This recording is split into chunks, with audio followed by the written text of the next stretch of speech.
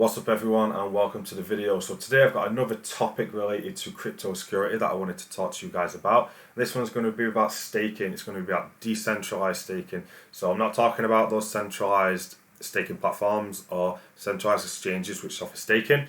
You know, maybe I can do another video on that another time, but for now it's for people that have decentralized crypto money and they want to stake their decentralized crypto on decentralized staking platforms or decentralized exchanges or something like that. So yeah, let's get into it in a bit more detail. So moving on to the next slide. So the reason I wanted to create this video, as I'm sure we're all aware, the crypto market has been falling to some very low prices recently. It's been crashing right down. BTC is the 30k level, and you know the rest of the market's dropped even further.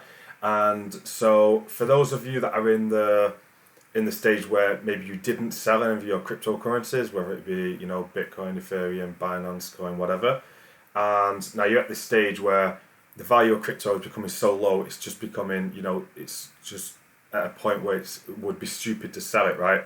So most of us that are in most of our crypto that we didn't sell, we're in a position now where really we have to hold it up until some sort of a next cycle comes along, or next mass adoption, the next Bitcoin halving or something like that. And, you know, holding crypto money during a long period of time, it's always beneficial to stake it rather than just holding it in your wallet, because, you know, some platforms may offer like 10% on your crypto, 15%, sometimes 20% or whatever on the cryptocurrency that you're holding. So, you know, if you're going to hold that for a year or even longer, then it's beneficial for you to be staking that crypto rather than just holding it in your wallet. Now, staking on decentralized platforms obviously come at a bigger risk, right? You know, centralized platforms are generally more secure.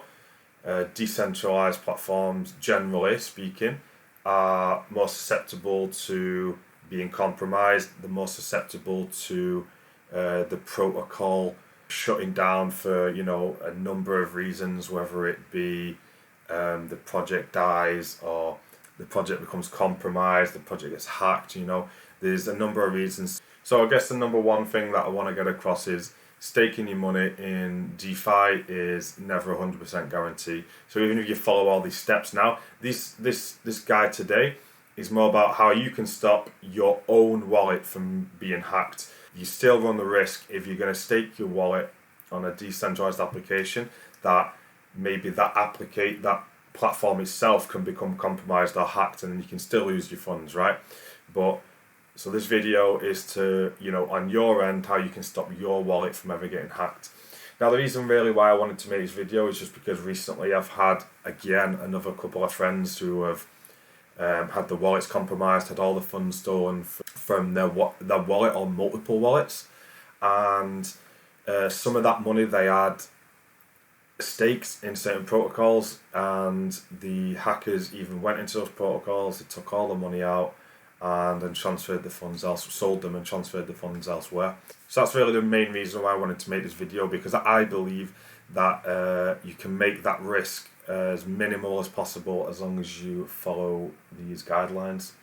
So the first thing you want to do is you want to create a brand new wallet, a wallet that you've never used anywhere, you've never connected to any sort of applications, you've never had to type in the wallet address or even copy and paste it, or, you know, write down any sort of key or seed phrase or anything like that. You want a brand new wallet. Now, the first thing you want to make sure you do is you don't want to be creating this wallet in MetaMask, whether, you know, it's a desktop version or mobile version. You want to make sure that the wallet is created elsewhere. I've put a couple of examples on there, SafePal or Trust Wallets, just a couple of examples. I know you can make wallets elsewhere, but for the method that we're going to use, you know, these two applications, SafePal and Trust Wallet, you know, both come in quite handy for what we want to do. So you want to make sure you create that new wallet, and you want to make sure you do it on your mobile phone and not on your computer. So the main reason for that, and we'll probably go back to this point a couple of times during the video, is if ever your computer gets compromised, if ever by accident you click on a phishing email, by accident you click on a link, by accident you try to access a certain website by typing on Google and you click on a phishing link by accident, you know, there's a million ways we can get our computer compromised, right? So if you ever did get your computer compromised, then this wallet there's no trace of this wallet on your computer whatsoever. So that's the reason why for this tutorial I want you guys to create this new wallet on a mobile phone. Now once you've done that, you want to make sure, just like you should be doing really with any wallet, is you want to note down the wallet address, the seed phrase and the private key, and make sure all that is completely correct on a piece of paper. It needs to be stored somewhere safe in your house. It's probably the safest way to do things. You don't want to make a copy of it on your mobile phone, and you don't want to make a copy of it on your computer. You don't want any digital copy or trace of this whatsoever for this method to work. You just want to write it down on paper and keep it somewhere safe. And then obviously you want to move whichever relevant funds from one of your other wallets into this wallet ready for staking, or whichever currency it is, whichever blockchain, ready to use, whichever decentralized application that you guys have got in mind to use. Now we'll move on to the staking funds bit. So you want to go into the Decentralized app or the staking platform or the exchange or wherever it is you're doing. I'm not here to tell you good and bad places to stake your money. I'm not going to be giving you guys examples of good places and bad places to put it. Like I was saying before I started this video, all decentralized staking platforms have risks, a chance to be compromised, and that's the risk that you're taking. We're just minimalizing the risk on our end. So yeah, you want to choose whichever decentralized app you're going to stake your funds on, and then through your mobile phone on the same application that you created the wallet on. So say you used SafePal, it was an example that I gave on the other slide. Then you want to go into the mobile browser on SafePal, and you want to go into the Decentralized app, and then you want to stake your funds on there just like you normally would do anyway. Now once you do that, there's two things that you want to make sure that you do. Now the first one obviously is to clear your cache and disconnect your wallet from any of the sites. Obviously depending on which application you use, whether it be SafePal, whether it be Trust Wallet, whether you guys use a different one that you trust instead. They all have different methods enabled to disconnect your wallet from that site and clear your browser cache. So you want to make sure you do that using the relevant method on the application that you use. And then secondly, you want to revoke the permissions to those websites, because when you first entered the website and you started interacting with the protocol, you gave permission to that decentralized application. So what you need to do is you need to use a third-party application. Now I've listed a few there: Beefy Finance, Tin Network, Debank, Unrect. All of these guys have an application in there where you can revoke your permissions. Now some of them only work on certain blockchains, so it depends on where you staked your money. It will depend which application you're going to need to use to revoke the permissions. Now Beefy Finance, I think that's mainly BSC. Tin Network does multi-chain, so does Debank, and Unrect does several chains as well. So just choose your preferred method for revoking permissions. And maybe there's, I've just noted down 4 there because they're the ones that I know off the top of my head and I've used before myself. But I know there's other ones as well. So if you have a different preferred third-party application to revoke your permissions, then you can use that as well. And yeah, so once you have completely revoked all the permissions, so this wallet that you've just recently created has absolutely no connection to any sort of decentralized application whatsoever. All your browser cache has been cleared and everything's good. So once you've done that, you can go ahead and then remove that wallet from the your SafePal application. There is no trace now of this wallet. Just moving on to the next slide. So there's no trace now of this wallet on your computer existing whatsoever. So if your computer was ever to get compromised, then there'd be no information that the hacker could get in order to find out about this wallet that you have that has these funds on it staked, because you've never typed in the wallet address, you've never typed in the seed phrase or private key. Because what hackers can do once they're able to compromise your computer, they're able to look at your keyboard history, and then they have their own softwares that can find passwords easily, because passwords are stuff that we type in often, right? And through the software that they use looking at your keyboard history, they can usually find out passwords and private keys and wallet addresses and all this kind of stuff. So it's very important that with this wallet that we're using for staking, that we never type the address in or the private key or the seed phrase or anything like that on the computer, never. And then say for example, it's a lot less rare that people get compromised through the mobile phone, but say you did something stupid and you clicked on some sort of link on your mobile or whatever, this wallet is now removed from your SafePal application or anywhere on your phone whatsoever. So even if your phone was to get compromised, even though this happens much less often, there'd still be a much less chance that a hacker would be able to actually get into this address, because there'd be no sign of this wallet existing on your application. So okay, yes, let's go over these last few bullet points here with some key information.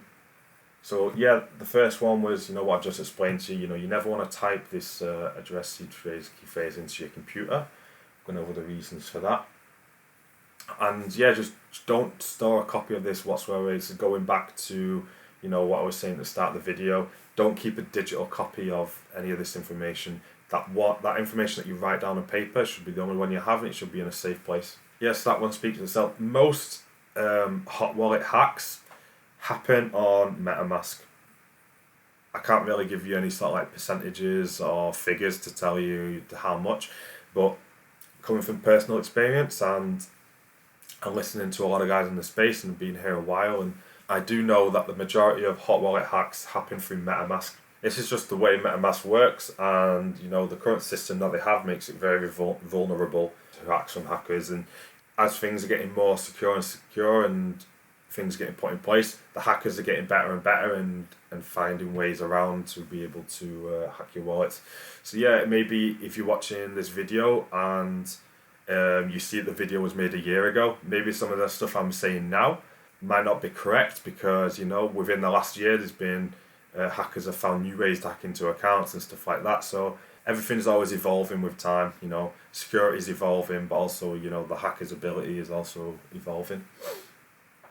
And another thing as well goes, not so much about what you're doing, but it's very important, like I was saying before, even if you're following all these steps and you're being as safe and secure as possible, there's always a chance that the actual staking platform itself can become compromised, or it could become bankrupt or whatever.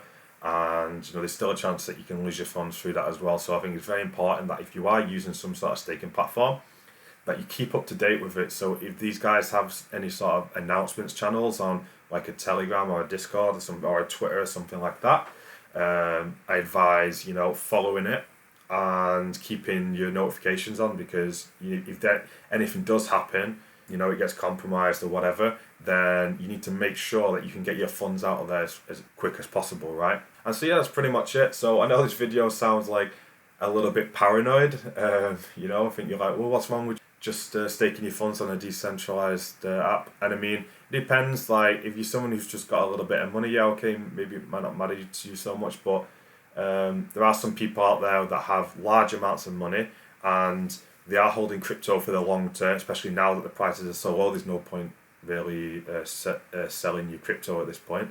They do want to hold the crypto for a number of years, and then so for those people with large amounts of money, 10 or 20% per year is actually quite a lot. And not only that, if they ever were to lose that large amount of money, obviously it's going to be devastating. So you want to make sure that your crypto is as secure as possible. Really, we want to be keeping our crypto in a cold wallet, or a centralized, a really top 10 centralized exchange or something like that. Obviously, it's going to be the most secure way. But at the same time, we don't really want to be missing out on 10 or 20% on top of your portfolio every year. Just from staking. That's the reason why I really wanted to make this video, and I hope that it's been beneficial for some of you guys anyway. And so thanks for listening, and until next time, guys, bye.